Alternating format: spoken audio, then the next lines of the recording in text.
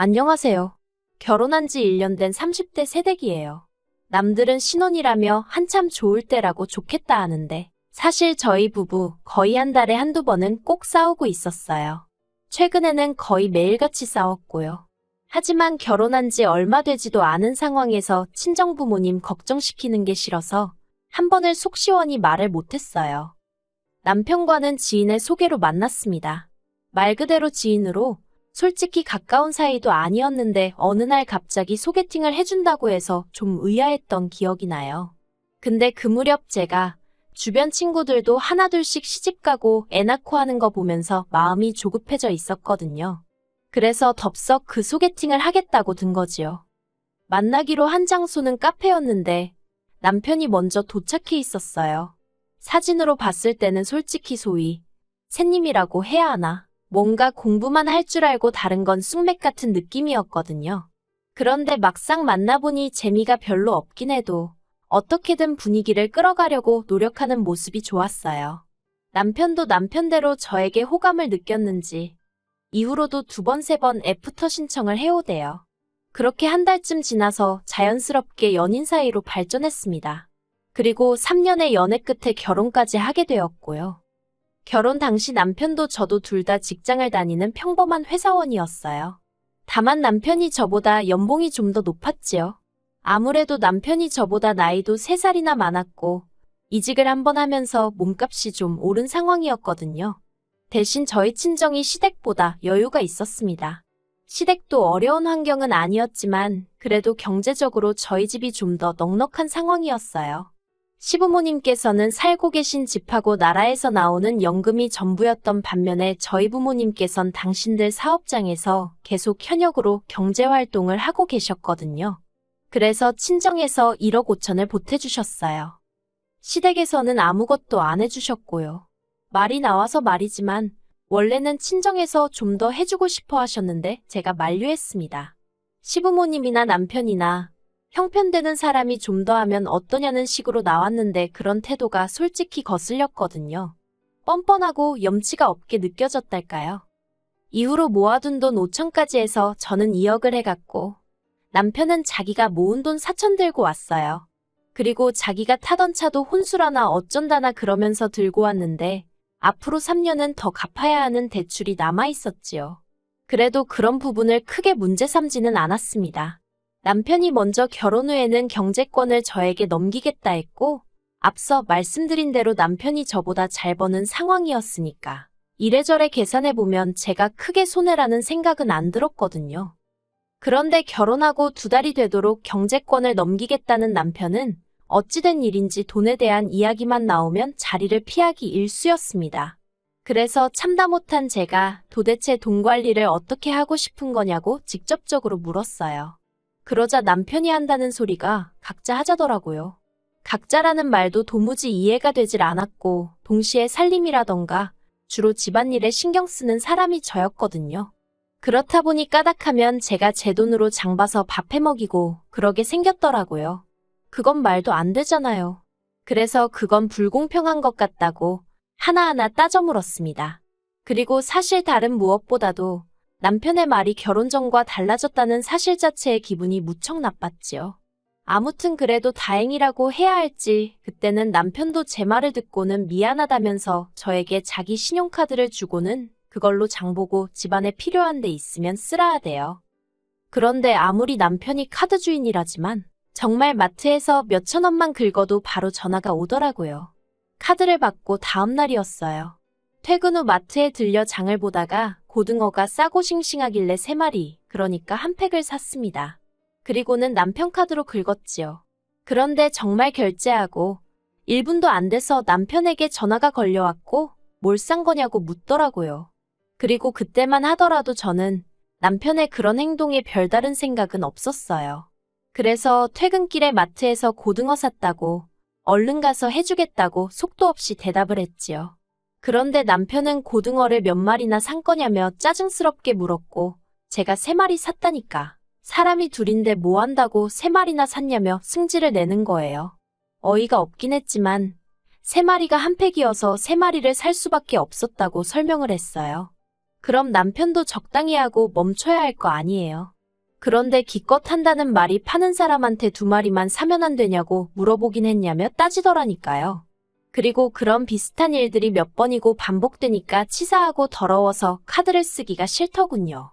그래서 남편더러 앞으로 생활비는 현찰로 주라고 했습니다. 당신 얼마, 나 얼마 각자 월급에서 각출해 생활하자고요. 그리고 그렇게 합의를 본 게 고작 50만 원씩이었어요. 그렇지만 사실 아무리 애 없이 2사람이 산다고 해도 100만 원으로 관리비에 공과금 다 내고 살림을 꾸린다는 건 불가능한 일이었습니다. 특히나 돈은 똑같이 내는데 왜인지 주방일은 저만 하고 있더라고요. 그래서 남편더러 당신은 청소와 빨래를 담당하라 했습니다. 그랬더니 돌아오는 남편의 반응은 알겠다면서 대신 자기가 해야 된다고 느낄 때 할 테니까 잔소리를 하지 말라는 거예요. 그래놓고는 청소기는 3, 4일에 한 번, 세탁기는 열흘에 한 번 돌리는 게 아니겠어요? 남편의 그런 꼬라지라고 해야 할지, 심술이라고 해야 할지. 아무튼 제가 직접 겪어보니 그동안 왜 회사에서 일하던 언니들이 맞벌이하면서 동시에 집안일에 독박육아에 왜 그렇게 허덕였는지 이해가 가더라니까요. 그리고 저는 언니들처럼 살 수는 없다고 생각했어요. 그래서 남편에게 집안일을 그따위로 할 거면 돈을 더 내라고 했지요. 그러자 남편이 자기는 불편한 게 하나도 없다면서 제가 예민하다는 식으로 몰아가는 거예요.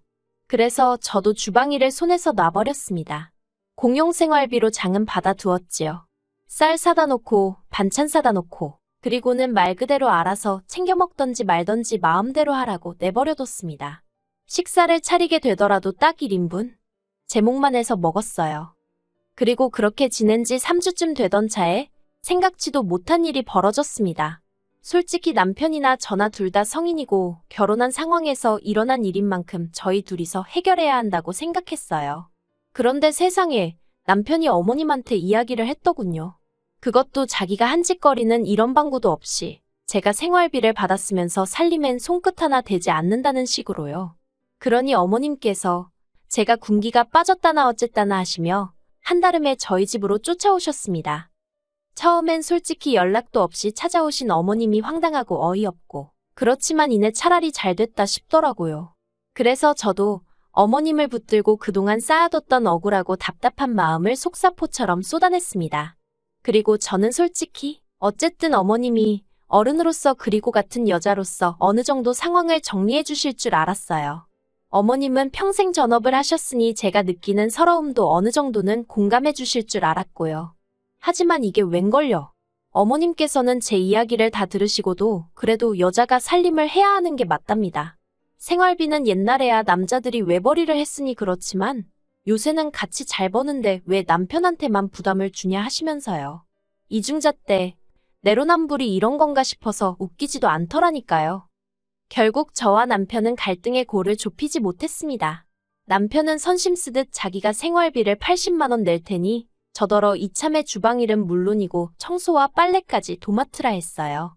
그게 마치 엄청난 배려인 듯 말이에요. 하지만 제가 막말로 30만 원이 아쉬워서 그 고생을 하겠어요? 제가 웃기지도 않는 소리라며 남편더러 꿈깨라 했습니다. 그리고는 앞으로 정말 각자 생활하자 했네요. 각자가 어떤 건지 한번 보여주겠다고요. 그리고 그때부터였습니다. 남편은 마치 저 보란 듯 하루가 멀다 하고 쇼핑을 해대더군요.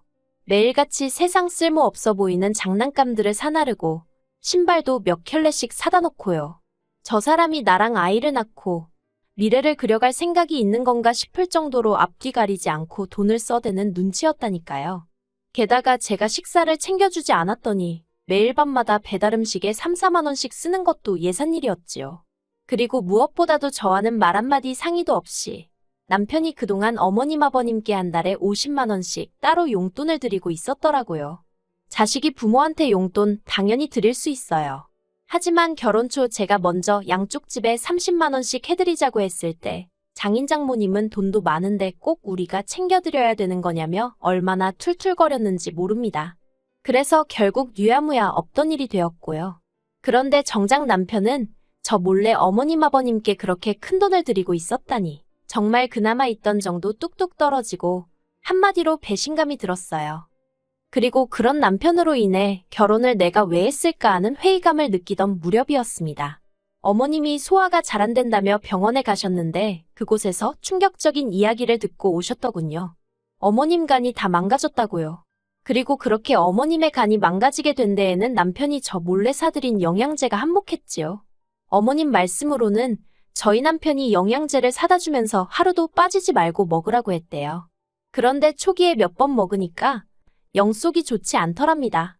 그래서 남편더러 환불을 받아오라 하니 쪽팔리게 무슨 환불이냐며 그리고 믿고 먹어야 효과가 있는 거라고 어머님더러 그냥 드시라고 했다대요. 어머님은 잘난 당신 아들이 그러라 하니 속에서 안 받는데도 그냥 꾹 참고 드셨답니다. 그리고 결국 그 영양제가 어머님 간을 다 망가뜨린 거였고요. 병원에서는 당장 간 이식을 해야 한다 했고 그때부터 시댁의 병원비가 하염없이 들어가게 됐던 모양이에요.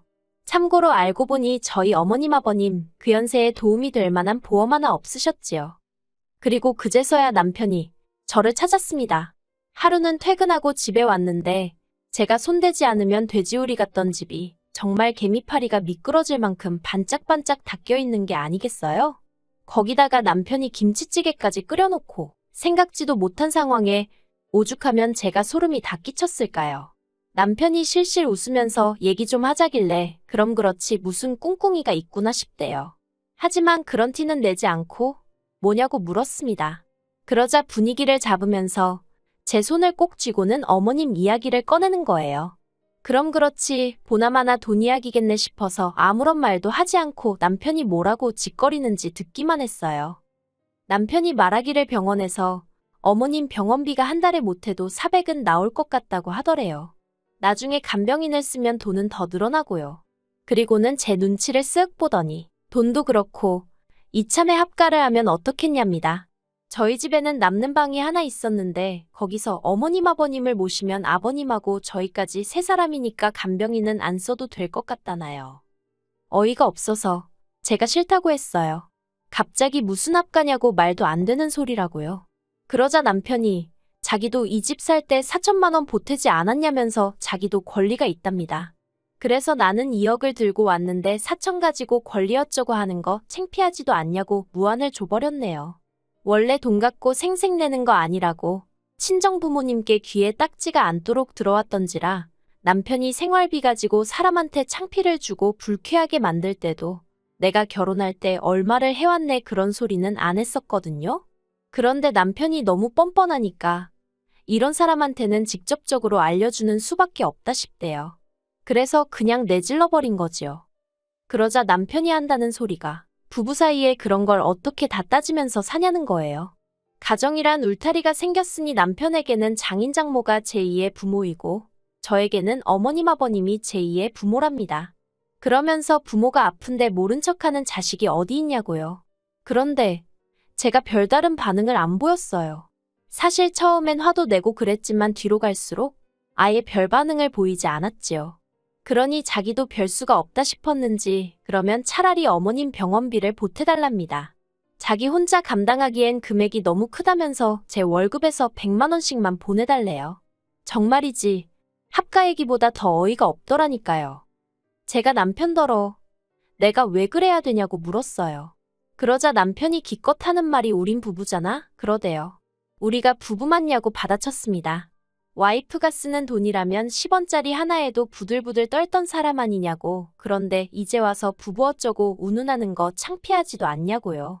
부부라는 게 원래 서로 힘든 시절도 같이 이겨내고 좋은 추억도 만들고 하면서 그 힘으로 같이 살아가야 하는데 당신과 내가 그런 기억이 있냐? 나는 당신 때문에 속상하고 힘들고 서운했던 기억밖에 없다. 정말 그간 가슴에 맺혀있던 말들을 아주 따발총처럼 쏘아댔어요. 그리고는 이제 와서 행여나 나한테 안 해노릇 며느리돌이 같은 건 바라지도 말라고 못을 박아버렸지요. 그랬더니 남편이 한숨을 푹푹 내쉬더니 그러면 뭐 방법이 없답니다. 그리고는 급기야 이혼 이야기를 꺼내더라고요. 어이가 없어서 남편을 빤히 쳐다봤어요. 그동안 제가 남편의 거지 같은 행동을 버텼던 이유는 딱 한 가지. 친정 부모님께 결혼한 지 1년도 안 돼서 이혼하는 그런 모습은 보여드리고 싶지 않아서였거든요. 남편이란 작자도 그 사실을 잘 알고 있었지요. 그러니 이혼이란 카드를 꺼내서 저를 압박하려 했던 거예요. 내가 결혼한 사람이 저렇게 비열한 사람이었나 하는 생각에 자괴감도 들었고 정말 화가 나대요. 그래서 마지막이란 심정으로 진심이냐 물었습니다. 그랬더니 진심이라면서 이혼하고 이 집도 팔아서 자기가 가져왔던 4천만 원 돌려달래요. 그걸로 어머님 아버님 병원비나 해야겠다면서. 그리고는 주변 사람들은 며느리인 제가 시부모님 병원비 보태드리기 싫어서 이혼한 여자라고 생각할 거라며 직장 생활은 가능하겠냐고 빈정거리는데 정말 손발이 부들부들 떨리더라니까요. 결국 저는 친정부모님께 사실 그대로 있는 그대로 모든 것을 털어놓았습니다. 친정부모님이 실망하실까봐 이혼만큼은 어떻게든 피해보려고 했는데 너무 괴롭고 힘들어서 그동안 남편이 저를 힘들게 했던 사소한 일들까지도 전부 다 말씀드렸어요. 사실 그동안 제 얼굴에 침 뱉기 같아서 그 누구에게도 속 시원히 제 이야기를 하지 못했거든요. 그래서인지 이야기하는 내내 눈물이 계속 흐르더라고요. 그리고 그런 제 모습을 본 친정부모님께선 바보같이 그걸 왜 참고 살았냐며 당장에 헤어지라 하셨습니다. 부모에겐 자식의 행복이 1순위라며 체면이고 사람들이 쑥덕거리고 그런 건 신경 쓰지 마라고 말씀해 주셨지요. 그리고 친정부모님의 말씀에 힘을 얻고 돌아온 바로 그날도 남편은 여지없이 제 얼굴 앞에 이혼 서류를 들먹이며 빨리 사인하라고 난리를 쳤어요. 저는 그런 남편에게서 서류를 낚아채선 알겠다고 하며 사인을 했고요. 그러자 남편의 표정이 가관이었습니다. 한마디로 아차 이게 아닌데 하는 표정이었거든요. 이후로 자기 딴에는 아무렇지 않은 척이라도 하려던 건지 저더러 확실하냐 후회 없냐 낙장불입이다 어쩌다 해대는데 너무 짜증나서 왜 이렇게 말이 많냐고 하기로 했으면 하는 거라고 내일 당장 접수하라고 소리를 지르곤 저 먼저 방으로 들어가 버렸네요. 그런데 이후로 일주일이 지나도 남편은 서류를 접수하지 않았고 더 정확히 말하자면 이혼의 이응자도 말을 안 하더라고요. 오직 제 눈치를 살피기에 급급했지요. 결국 안 되겠다 싶어서 제가 먼저 집을 부동산에 내놓고 남편에게 알렸습니다. 이때 정말이지 집이 제 명이라서 얼마나 다행이다 싶던지요. 여담이지만 결혼식을 앞두고 부부라는 이유로 공동명의를 집요하게 요구하던 남편이었습니다. 듣다 못한 제가 양심 좀 챙기라고 한마디 했었고요. 아무튼 그렇게 집까지 내놨고 남편에게는 빨리 이혼 수속을 밟자고 했어요. 그리고 그제서야 남편이 생각이 바뀌었답니다. 이혼을 안 하겠다는 거예요. 이후로 남편과 말을 섞으면 섞을수록 어린애하고 싸우는 기분이었다고 해야 할까요? 결국 안 되겠다 싶어서 저는 변호사를 쓰게 되었습니다. 그리고 지금 남편과는 이혼 소송을 진행 중이에요. 이 사실을 알게 되신 어머님 아버님 두 분 다 난리가 나셨고요. 아버님은 도와달라고 한 적 없다, 병원비 안 줘도 된다 하시며 어떻게든 저희 두 사람의 이혼은 막으려 하고 계세요. 하지만 어머님은 저더러 세상에 시엠이 아픈데 이혼하자고 드는 며느리가 어딨냐면서 제가 당신 아들 인생 망쳐놨다고 나오지도 않는 눈물 쥐어짜내시며 제 탓을 하기에 바쁘시지요. 그리고 그런 어머님의 모습을 보고 있으니 정말 이혼해야겠다는 생각밖에 안 든답니다. 정말이지 할 수만 있다면 최선을 다해서 남편의 인생을 망쳐놔야겠다는 오기가 드는 지경이에요. 결혼 생활이 짧았던 만큼 위자료나 뭐 그런 건 기대도 없어요. 고약스러운 남편의 성격 덕분에 1년도 더 걸릴지도 모르겠고요. 하지만 지금은 어떻게든 남편과 완벽하게 남남이 되고 싶다는 마음뿐입니다. 저런 남편이랑 참고 살아봤자 지금이야 제가 제 힘으로 돈이나 벌지 애라도 낳고 직장이라도 관둬봐요. 돈 가지고 사람을 얼마나 들들 볶고 생색은 또 얼마나 내겠어요? 그런 푸대접을 받을 게 뻔한데 절대 같이 못 삽니다. 어머님께는 죄송한 마음이 아예 없는 것 아니에요. 가뜩이나 몸도 안 좋으신데 이런 일로 스트레스를 받게 되셨으니 하지만 어머님이 당신 아들 개차반으로 키워놓은 탓이니 너무 제 탓만 하진 않으시길 바랄 뿐입니다. 뿌린 대로 거두는 법이니까요.